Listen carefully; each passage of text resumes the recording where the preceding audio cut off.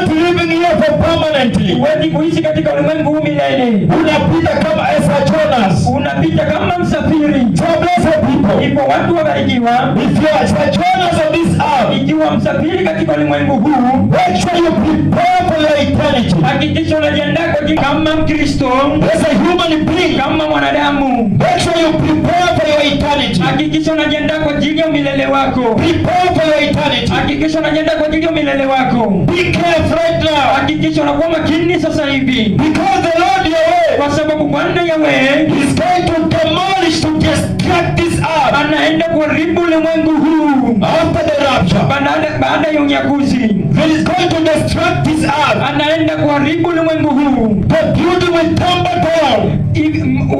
Majengo yataporomoka chini. Majengo yataporomoka chini. During the wrath of God, the wrath of Yahweh. Katika ile ghadhabu ya Yahweh. So you rather prepare now to live on this earth. Hivyo ni vyema ujiandae vyema ili uweze kuondoka katika ulimwengu huu. To live on this earth. Uweze kuondoka katika ulimwengu huu. And you have said, na nilisema, how can you prepare unawezaje kujiandaa for the glorious coming of the kwa Messiah? ajili ya ujio utukufu wa Masihi? How can you prepare Unawezaje kujiandaa for the rapture of the church? kwa ajili ya unyakuzi wa kanisa? By repentance. Kwa kupitia toba. By repentance. Kwa kupitia toba. And what is repentance? Na nini maana ya toba? Is turning away from sin. Ni kugeuka kutoka kwa dhambi. Turning away from wickedness. So the